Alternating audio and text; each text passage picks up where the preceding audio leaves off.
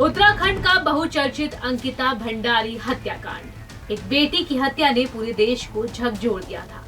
आज 2.5 साल बाद कोटद्वार कोर्ट ने तीनों आरोपियों को उम्र कैद की सजा सुनाई, लेकिन अंकिता के माता पिता को ये फैसला अधूरा लग रहा है। आखिर क्यों है ये असंतोष और अब क्या होगा उनका अगला कदम? आइए जानते हैं पूरी खबर विस्तार से। नमस्कार, नेशनल कॉरिडोर्स देख रहे हैं आप और मैं हूँ शालिनी।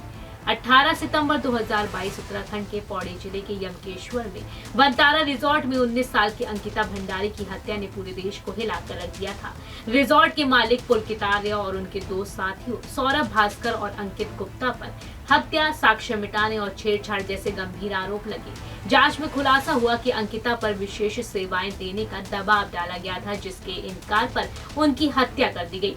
24 सितंबर को चिला नहर से उनका शव बरामद हुआ, जिसके बाद पूरे उत्तराखंड में आक्रोश की लहर दौड़ पड़ी।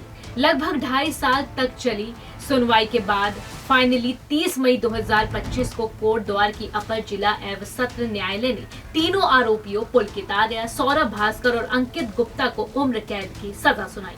कोर्ट ने माना कि तीनों ने मिलकर अंकिता की हत्या की और शव को छुपाने की कोशिश की। 500 पेज की चार्जशीट और 47 गवाहों के बयानों ने अभियोजन का पक्ष मजबूत किया, लेकिन ये फैसला अंकिता के माता पिता को अधूरा लगा। अंकिता के पिता वीरेंद्र भंडारी और मां सोनी भंडारी ने इस फैसले को अधूरा न्याय करार दिया। उनकी मांग थी दोषियों को फांसी की सजा मिले। वीरेंद्र भंडारी ने भावुक अपील में कहा, मेरे जीते जी मेरी बेटी की हत्यारों को फांसी मिले।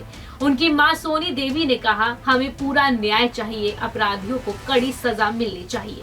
परिवार अब इस फैसले को हाई कोर्ट में चुनौती देने की तैयारी में है, ताकि दोषियों को मृत्यु दंड मिल सके। अंकिता भंडारी का मामला सिर्फ एक परिवार की लड़ाई नहीं, बल्कि पूरे देश में महिलाओं की सुरक्षा और न्याय व्यवस्था की पारदर्शिता का सवाल बन चुका है। सोशल मीडिया से लेकर सड़कों तक लोग दोषियों को मृत्यु दंड देने की मांग कर रहे हैं। इस केस ने उत्तराखंड की सियासत को भी गरमा दिया था, क्योंकि मुख्य आरोपी पुलकित आर्य के पिता बीजेपी से जुड़े थे। कई लोग अब भी उस वीआईपी के नाम का खुलासा चाहते हैं, जिसके लिए अंकिता पर दबाव बनाया गया था। अंकिता के माता पिता ने साफ कर दिया है कि उनकी लड़ाई यहीं खत्म नहीं होगी। वह अब हाई कोर्ट में अपील करेंगे, ताकि दोषियों को फांसी की सजा मिले।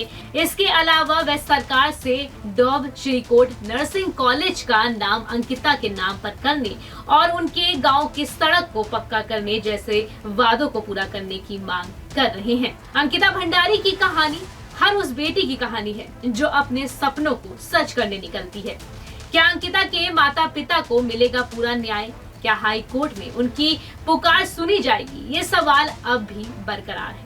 आपका क्या कुछ कहना है? कमेंट में जरूर शेयर करें अपनी राय। धन्यवाद।